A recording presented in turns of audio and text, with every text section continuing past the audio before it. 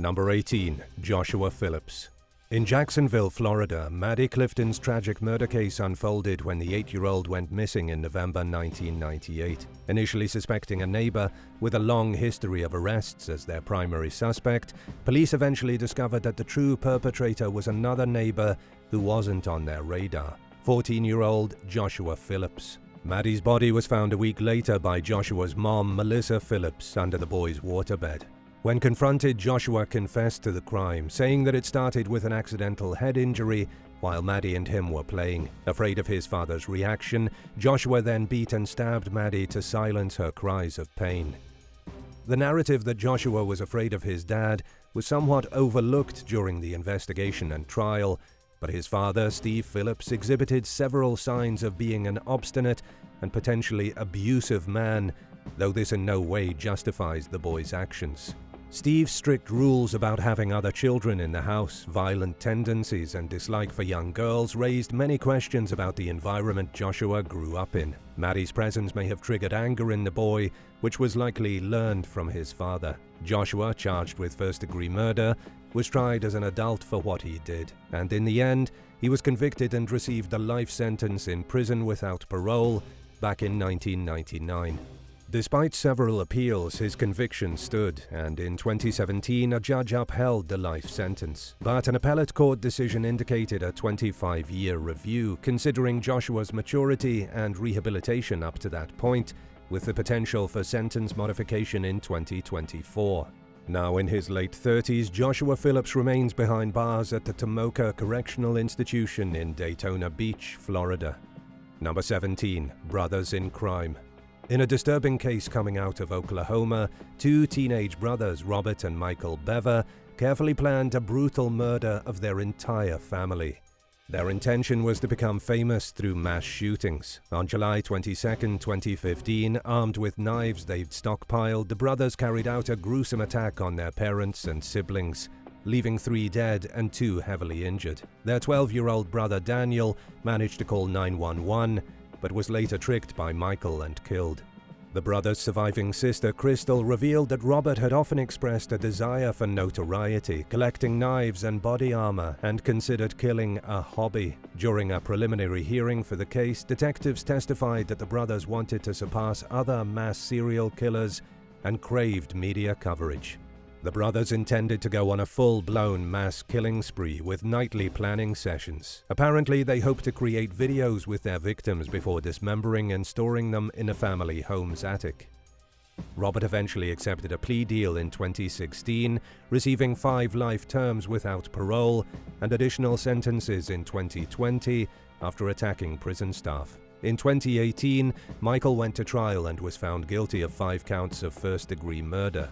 He received 5 consecutive life sentences and 28 years with the possibility of parole. During one hearing, Michael expressed remorse for his actions and reflected on the impact of what he'd done on his family and life. No one knows if he's truly sorry or just sorry that he's now facing the consequences. Number 16. Dennis Rader. Dennis Rader, born on March 6, 1945 in Pittsburgh, Kansas, was an American serial killer infamously known as BTK, signifying his token abuse of binding, torturing, and killing his victims. His first murders took place on January 15, 1974, when he strangled 4 family members, including 2 innocent children, in their Wichita home. Rader, who had a long history of violent fantasies and killing animals in his youth, left a note detailing his horrific actions at the crime scene, setting the tone for his future murders. Over 3 long decades, Rader killed 10 known people, often leaving sadistic souvenirs like underwear from victims at the crime scene. He eluded law enforcement and sparked public panic in Kansas through media letters and packages. Then, in 2004, a local feature speculated about his fate, prompting Rader to send evidence from his 9th murder to an unsuspecting reporter. His taunting letters, drawings, and crime souvenirs, often put in cereal boxes, kept the case alive and the public terrified. Rader's downfall finally came in 2005, when he sent a floppy disk to the police asking about traceability. Responding through a classified advertisement, law enforcement traced the disc to Rader's church, where he served as the president. His DNA matched evidence from the first crime scene, and as a result, he was placed under arrest in February 2005. Apparently, Rader expressed shock at being lied to by the police. In June of the same year, he pleaded guilty and was given 10 consecutive life terms. Despite his somewhat normal life, he harbored dark desires and killed people without any apparent motive, leaving a lasting legacy of fear and confusion. Number 15. Joseph James DAngelo.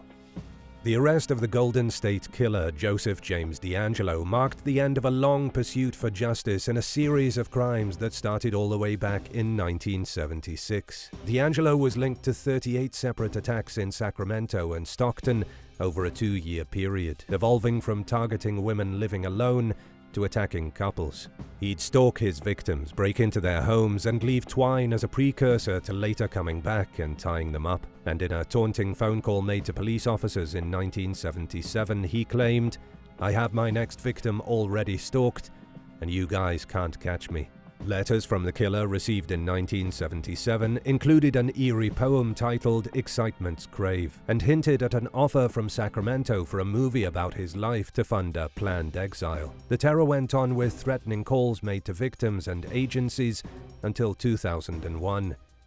The violence escalated in 1978 with the murders of a couple in Rancho Cordova. This crime was later linked to DAngelo decades later in 2016. The attacks expanded to the Bay Area before they shifted down to Southern California in 1979, where a more violent crime spree ensued, claiming many lives. The crimes went unsolved until 2001, when DNA evidence connected the Northern and Southern California cases. A TV writer named Michelle McNamara reignited public interest through her extensive research, leading to the FBI offering a reward in 2016. McNamara's posthumously published book drew large amounts of attention, and in 2018, new DNA technology finally linked DAngelo to the 1978 murders. Arrested in April 2018, DAngelo, a former police officer, pleaded guilty in June 2020 in order to avoid the death penalty. But that did little to dampen his punishment. In the end, DAngelo was sentenced to 11 consecutive life terms, with no possibility of parole. He was found guilty of killing at least 13 different people, and he was given an additional 8 years for several weapons charges. Number 14. Maria Licciardi. An Italian court sentenced Maria Licciardi, a well-known and powerful figure in the Camorra Mafia, to almost 13 years in prison in March 2023. At 71, Licciardi, known as the Little One, thanks to her short stature, was arrested in August 2021 while trying to fly to Spain. Interior Minister Luciana Lamorgese applauded the publicized arrest, putting emphasis on the determination of authorities to fight the violent Camorra organizations that wield influence over multiple extensive territories. Licciardi was found guilty of leading a Camorra clan that was first established by her brothers and was given a 12-year and 8-month prison sentence as a result. She was handed control of the clan in Secondigliano, a Naples suburb, after the death of her brother Gennaro in prison during 1994. The Italian Interior Ministry labeled her as the strategic head of the Secondigliano Alliance, a coalition of prominent families dominating organized crime in Naples. Previously listed among Italy's top 30 wanted fugitives in 2001, Licciardi had already served about 8 years in jail. Her life and activities even inspired the character of her chain-smoking female mob boss in a popular TV series called Gomorrah, based on Roberto Saviano's book about the Naples Mafia. Naples has historically been a stronghold for the Camorra syndicate, encompassing several clans, and in 2017 a joint operation involving Italian, Spanish, and German law enforcement agencies resulted in the arrest of 32 individuals who were suspected of drug trafficking and money laundering in connection to the Camorra clan. The recent sentencing reflects ongoing efforts to fight organized crime and dismantle its vast influence in the region. Number 13. Johar Tsarnaev. Born on July 22, 1993, Johar Tsarnaev, a Kyrgyzstan-born American, and his brother Tamerlan Tsarnaev carried out the infamous Boston Marathon bombing on April 15, 2013. The attack involved multiple pressure cooker bombs placed near the race's finish line, causing the tragic death of 3 people and the injuries of 281 others. The brothers later murdered MIT police officer Sean Collier on April 18th, leading to a shootout with the authorities. This ended with the loss of Tamerlane's life. After his brother's death, Johar was captured, but not before a massive manhunt in Watertown, Massachusetts, was conducted to find him. During interrogation, he revealed future plans to detonate explosives all over New York City. Tried and convicted of over 30 counts, Johar was initially sentenced to death in 2015. But his death sentence was vacated in July 2020, only to be reinstated once again by the US Supreme Court in March 2022. The Tsarnaev family had a rocky history, moving from Chechnya to Kyrgyzstan because of Soviet-era displacement. They later immigrated to the United States in 2002, looking for asylum. Johar became a US citizen while still in college. Described as normal by his friends, he maintained a healthy social life, but struggled academically. Johar's descent into extremism became clear through his social media activity, which included posts related to Islam and links to radicalized content. The Boston Marathon bombing was meticulously planned out, with Johar captured on CCTV cameras placing a bomb near the finish line. After the attack was finished, he returned to his university, where he parted with friends, people who seemed to be completely unaware of his dark side. A violent spree, carjacking and a shootout with the police not long after led to Tamerlane's death. Johar, on the other hand, was found hiding inside a boat. He was wounded, but they still put him in cuffs and placed him under arrest. Johar's trial, marked by his guilty plea, ended with a death sentence recommendation in 2015. After the death penalty was overturned in 2020 and reinstated in 2022, Johar's legal team argued for a retrial, claiming that there was juror bias. The Supreme Court's 2022 decision reinstated the death penalty, sparking additional appeals based on juror misconduct claims, which were heard by the First Circuit Court of Appeals in January 2023. For now, though, Johar is staying behind bars at the Florence AdMax Supermax security prison located in Colorado. Number 12. Charles Bronson. Charles Bronson, or Charles Salvador, is a 70-year-old British prisoner who spent nearly 50 years locked up, mostly in solitary confinement. But one of Bronson's solicitors, Dean Kingham, claims that the man has undergone reform and has appealed to Justice Secretary Dominic Raab for a pardon, citing the progress he's made during his imprisonment.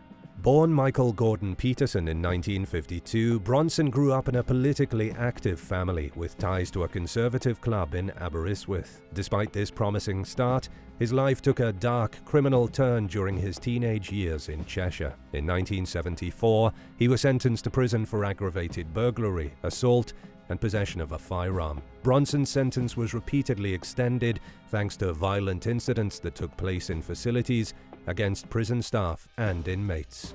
Over the years, Bronson has faced various charges, including false imprisonment, robbery, and holding hostages. He later changed his name to Charles Salvador, inspired by the artist Salvador Dali, and engaged in a brief bare-knuckle boxing career. His life story was later portrayed in a film starring Tom Hardy.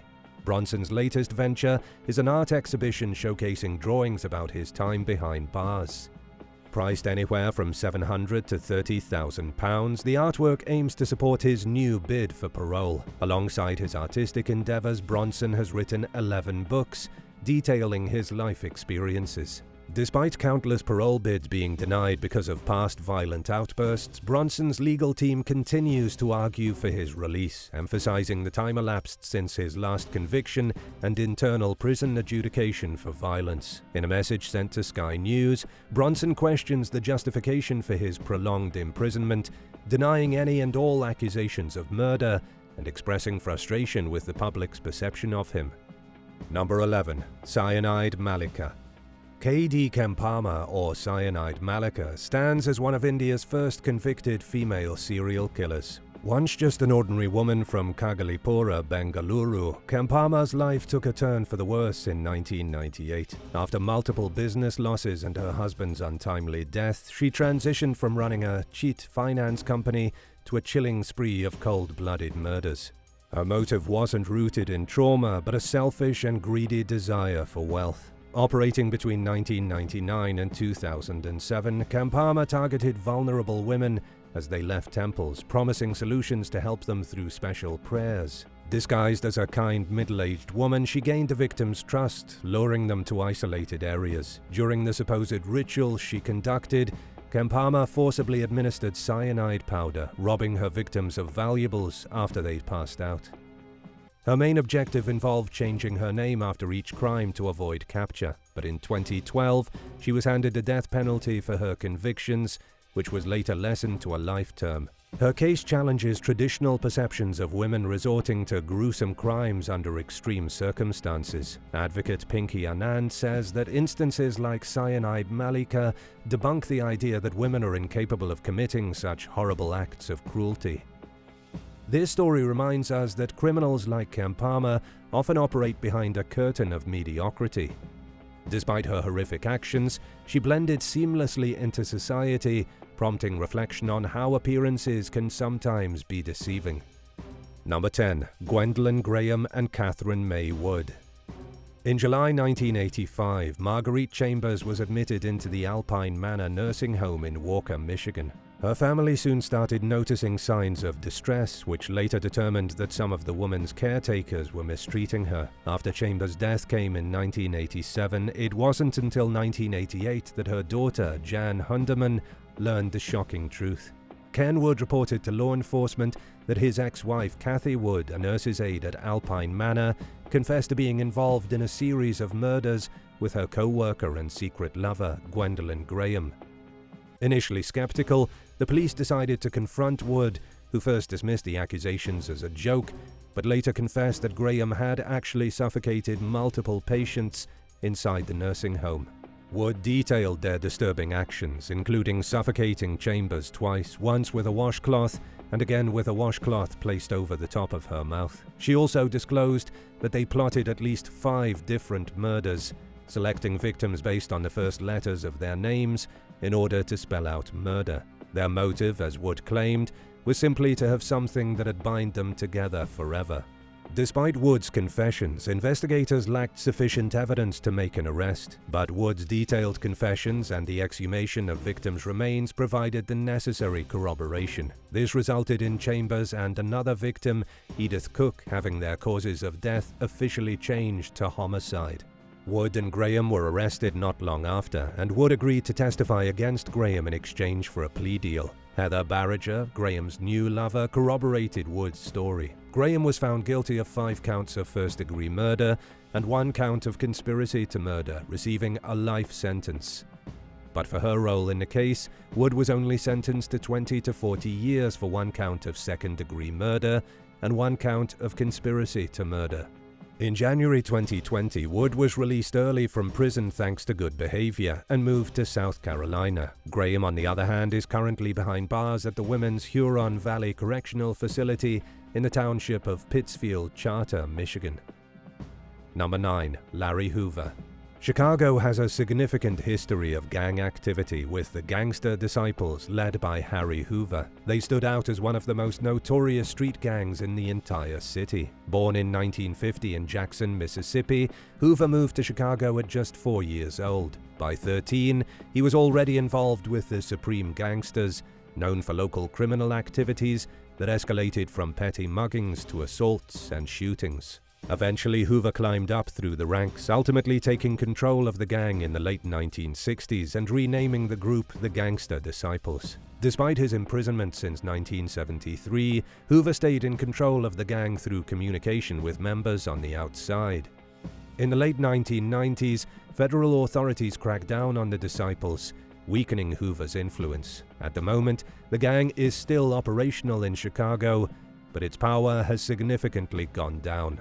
Larry Hoover's imprisonment has sparked quite a bit of controversy and debate. Some argue that he controlled the gang from behind bars, while others claim that he faced unfair targeting. Pop culture portrays him as a charismatic figure, with many debates questioning his civil rights. The impact of Hoover being in prison on Chicago's community is complex. Some think it reduced violence associated with the Gangster Disciples, while others argue that his influence, even from prison, perpetuates crime in the region. Experts have even suggested that the incarceration of a high-profile gang leader disrupts the gang structure, potentially increasing violence rather than lowering it. The Free Larry Hoover movement, supported by advocates and celebrities like Kanye West and Drake, seeks the man's release. They argue that his trial was flawed, that he's been a model prisoner, so his sentencing deserves re-evaluation. But despite Hoover expressing remorse and disassociation from the gang, efforts for his release face many legal hurdles. Number 8. Andrea Yates. On June 20, 2001, Andrea Yates tragically drowned all 5 of her children inside their Texas home. Diagnosed with several mental health issues, including depression, delusional thinking, and schizophrenia, Yates's struggle started in her teenage years with bulimia and thoughts of self-harm. But despite her mental health issues, she lived a somewhat stable life with her husband Russell and their growing family. At least, they did for a while. Yates, influenced by extreme religious teachings, believed she and her kids were destined for hell. This conviction led her to do the unthinkable. She killed her children, believing it was the only way to save them. Born Andrea Paya Kennedy, she excelled academically and later decided to pursue a nursing career. After marrying Russell in 1993, they had 5 children together, each named after a different biblical figure. The religious influence of Michael Voroniecki, a family friend, intensified Yates's mental health struggles. Living in close quarters and homeschooling, she experienced severe postpartum depression. Hospitalizations and medication came not long after, but her condition quickly deteriorated after stopping her medications altogether in 2001. On the fateful morning of June 20th, Yates, while alone with her children, drowned them one by one in the bathtub. She then called both the police and her husband. Her confession and explanation reflected her belief that she saved her kids from hell, but would now face execution in order to defeat Satan on earth. The subsequent trial in 2002 resulted in a guilty verdict and a life sentence, but an appeals court identified false testimony, leading to a new trial taking place in 2005. This time, Yates was found not guilty by reason of insanity, leading to her placement in a mental health facility instead of a prison. Despite annual reviews for potential release, Yates continues to waive her rights each time, and Texas law will keep her under court jurisdiction for the duration of her life sentence. Her tragic case underscores the complexities of mental health, religious influence, and the legal system. If she'd been born agnostic, maybe things would have turned out differently. But then that begs the question, should the church she followed take some responsibility for her mental state at the time of the murders? Let us know what you think about this case in the comments down below. Number 7. Terry Nichols. Terry Nichols from Lapeer County, Michigan, was an American militant who was connected to the Oklahoma City bombing on April 19, 1995, alongside Timothy McVeigh. The bombing caused 168 casualties, marking it as the deadliest act of terrorism on U.S. soil until the 9/11 attacks 6 years later in 2001. While Nichols was at his home in Harrington, Kansas on the day of the bombing, he went in for questioning voluntarily at the Harrington Police Headquarters 2 days later, believing he was going to act as a material witness. But despite 7 hours of interrogation, a warrant was issued for his arrest on May 10, 1995. Nichols and McVeigh were later indicted by a federal grand jury, facing charges such as conspiracy to use a weapon of mass destruction and multiple counts of first-degree murder. Nichols stood trial only 3 months after McVeigh's final conviction. The man was sentenced to death in June 1997, and he received a lethal injection on June 11, 2001. During Nichols' trial, the prosecution linked him to several key stages of the bombing plot, including purchasing materials for the weapon and involvement in the robbery of a gun collector to fund the plan. While some evidence mirrored McVeigh's case, Nichols lacked a strong anti-government motive and enough physical evidence. In 1997, a federal jury found Nichols guilty of conspiracy and 8 counts of involuntary manslaughter, and thanks to a deadlocked jury, he managed to narrowly avoid the death penalty, unlike his accomplice. But in 1998, he was given a life sentence without the possibility of parole. Despite various appeals over the years, including those to block state charges, Nichols faced a state trial in 2004. Though convicted on all counts, the jury disagreed on the death penalty. As a result, Nichols received 161 consecutive life sentences without parole in 2004. He's currently serving his time at a Supermax security prison in Florence, Colorado. Number 6. Zacharia Masawi. Zacharia Masawi, a French member of Al-Qaeda, pleaded guilty in a U.S. federal court to helping conspire in the 9/11 attacks. Currently serving life imprisonment without parole at the federal ADX Supermax prison in Colorado, Masawi is the only person that's been convicted in connection to the 9/11 tragedy.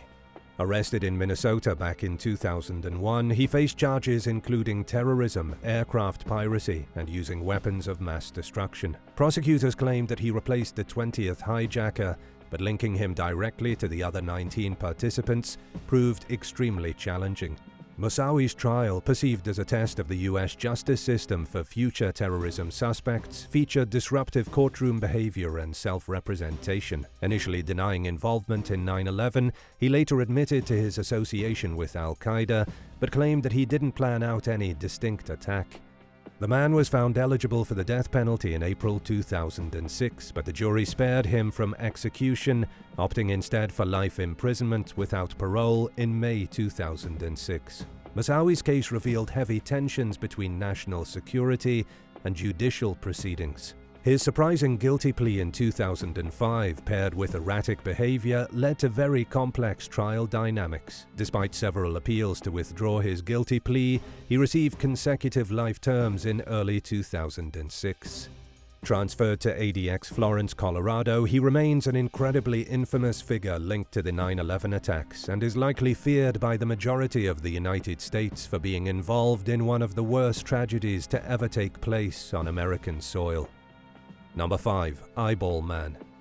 Jason Barnum, more commonly known as Eyeball thanks to a tattoo that darkened the white portion of his right eye, has pleaded guilty to shooting an Anchorage police officer back in 2012. Barnum, who's now 47 years old, was sentenced to serve 22 years in prison, pleading guilty to first-degree attempted murder, first-degree burglary, and third-degree felony possession of a weapon.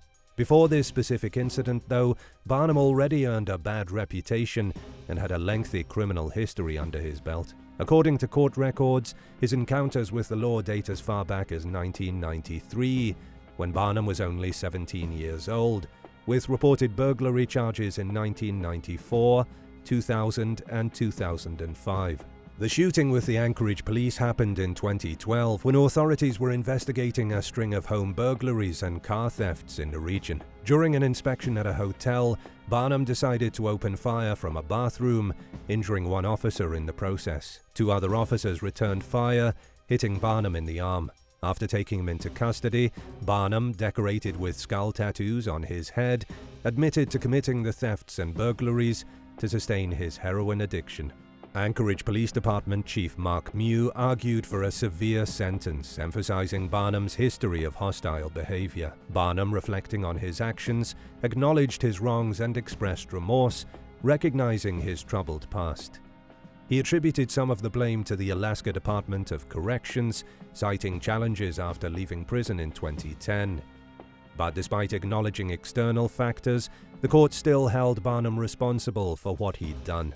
Anchorage Superior Court Judge Jack Smith acknowledged the difficulties Barnum might face upon release, but emphasized the importance of taking personal responsibility. The judge's sentencing includes parole, offering potential help upon Barnum's release in his mid-50s. The man has already served about 10 years of his sentence, and the court aims for rehabilitation considering the circumstances surrounding his past criminal behavior. Number 4. Michael Joseph Swango. Born on October 21, 1954, Michael Joseph Swango is an American serial killer and licensed Ohio physician who is estimated to have been involved in over 60 fatal poisonings. But he only ever admitted to being responsible for just 4 deaths. During the year 2000, he was sentenced to 3 consecutive life terms without the possibility of parole and is serving time at ADX Florence by his choice. Swango's troubled background includes a career military father, divorce, and a strong preference for his mother. Despite being valedictorian of his high school class and serving in the Marines, his fascination with dying patients sprouted during his time at the Southern Illinois University School of Medicine. His lazy approach to his studies and faked checkups led to a near expulsion just 1 month before graduation, and although concerns about his competence were raised, he still graduated from the college. Swango's unsettling pattern continued on during a surgical internship he started at Ohio State University Medical Center, where multiple healthy patients mysteriously died. OSU then pulled its residency offer, and suspicions were brushed off in a hurried investigation in 1984. But after his arrest in Quincy in 1985 for poisoning co-workers, OSU faced criticism for its handling of the situation. Released in 1989, Swango had a few odd jobs until finally being fired from Sanford USD Medical Center in 1993 after the American Medical Association discovered his poisoning conviction. He then joined Stony Brook University School of Medicine but was quickly exposed, leading to resignations and a warning sent to other medical institutions in the area. Swango eventually decided to flee the country, settling in Zimbabwe in 1994. Patients mysteriously started to die again, and suspicions arose, leading to his suspension. Moving to Zambia and Namibia, he evaded authorities up until 1997, when he was finally arrested at Chicago O'Hare International Airport. Pleading guilty to defrauding the government, Swango served time in prison until 1998. The government used this period to build a stronger case against him. And in 2000, Swango faced charges of murder, assault, false statements, and more. Presented with overwhelming amounts of evidence, he pleaded guilty and received 3 consecutive life terms without the chance at parole. His murderous methods included poisoning co-workers with arsenic and administering lethal doses of prescribed drugs to unsuspecting patients. The FBI believes he may be responsible for over 60 deaths, making him one of the most prolific American serial killers in our history. Number 3. John Childs. John Childs, a British murderer who was active between the years 1974 and 1978, was a professional criminal and contract killer well known for his extreme brutality. He killed 6 people over the course of his criminal career, employing methods like shooting, stabbing with a sword, beating with a lead pipe, strangulation, and more. One of his victims, Terry Eve, was beaten with both a pipe and an axe before being strangled in August 1974. Another victim, Robert Brown, was shot 3 separate times, then axed and stabbed with a knife and sword in January 1975. George and Terry Brett, a father and son duo, were shot in the head and killed in November the same year. Freddie Sherwood, killed in July 1978, also suffered a fatal gunshot wound to his head. And Ronald Andrews, Child's last victim, who was murdered in October 1978, faced a similar fate with a fatal gunshot wound. Childs disposed of the victims' bodies by dismembering the remains and cremating them in the fireplace of his home in London. Attempts to mince the bodies for disposal down the toilet were impractical, leading to the use of a sturdy saw and a wooden mallet for dismemberment. In 1980, Childs was given a life sentence for his crimes, with speculation that he might be subject to a whole life tariff. This would ensure that he remains in prison until his death. But his name hasn't been publicized as such, thanks to reasons that remain undisclosed. 2 alleged accomplices of the killer, Terry Pinfold and Harry McKenney, initially sentenced to life based on Child's testimony, were released in 2003 after the Court of Appeal retracted their convictions, deeming the evidence against them unreliable. The judges highlighted Childs as a pathological liar, undermining the credibility of the testimony he offered during the trial. Childs' notoriety extends far due to his macabre methods and the shocking brutality of his crimes. Number 2. Malcolm Green. Malcolm Green's descent into infamy started at 18 years old when he witnessed firsthand the gruesome death of his brother, who was tragically run over by a train. This traumatic experience likely contributed to Green's later development of a disturbing bloodlust. His crimes earned him the title of Cardiff's most notorious killer. As an adult, Green worked hard in a paper mill before becoming a crane driver at the docks, and in a horrific incident he brutally killed a 41-year-old prostitute named Glenys Johnson. He slashed her throat and mutilated her body with a broken glass shard. Green's violence escalated after he placed a phone call to the police station, announcing that there would be more victims yet to come. This confession of plans to commit future crimes earned him the feared moniker, the Ripper. The calls were soon traced back to Green's workplace, and upon arrest he initially confessed before taking back his statement. In his confession, he expressed confusion about the murderous act, but admitted, "I know I did it." Disturbingly, police found evidence of his premeditated crimes at home. A dummy made of rolled-up carpet with a knife embedded deep inside it, suggesting he'd been practicing his violent act. Convicted in 1971, Green served 18 years before later being released on parole in 1989. But freedom failed to hold back his dark fantasies. Just 5 months after his release from prison, he brutally murdered his best friend, Clive Tully, in Bristol. Green bludgeoned Tully to death with a hammer, dismembered the body and left it in garbage bags along roads in South Wales, earning him yet another killer's nickname, the Body in the Bags Killer. A jury found him guilty yet again, and he received a 25-year sentence. But Home Secretary Kenneth Baker deemed this punishment too lenient considering Green's history, and imposed a whole life term, meaning Green was expected to die behind bars. But a recent decision by the European Court of Human Rights, stating that life sentences constitute inhuman and degrading treatment, implies that Green, along with countless other prisoners condemned to life in prison, may be entitled to a case review after 25 years served. Number 1. Steve Wright. Steve Wright, born in 1958, quickly gained notoriety as the Suffolk Strangler, a serial killer serving a life term in prison for killing 5 Ipswich prostitutes back in 2006. His troubled life started off during his childhood, marked by his parents' divorce when he was only 6. Wright left school at 16 and decided to join the Merchant Navy. He later married a woman named Angela O'Donovan in 1978. After their separation in 1987, he had various jobs, one being a stint on the Queen Elizabeth II liner. In 2001, Wright faced theft charges, his only conviction before the murders. Financial struggles, gambling debts, and bankruptcy soon came after, leading to attempts to take his own life in 1994 and 2000. He met his new romantic flame Pamela Wright in 2001 before moving to Ipswich in 2004, never denying his frequent meetups with prostitutes. Then, between October and December 2006, Wright killed 5 prostitutes. Forensic evidence linking his car to a victim named Paula Clennell led to his arrest in December of that year.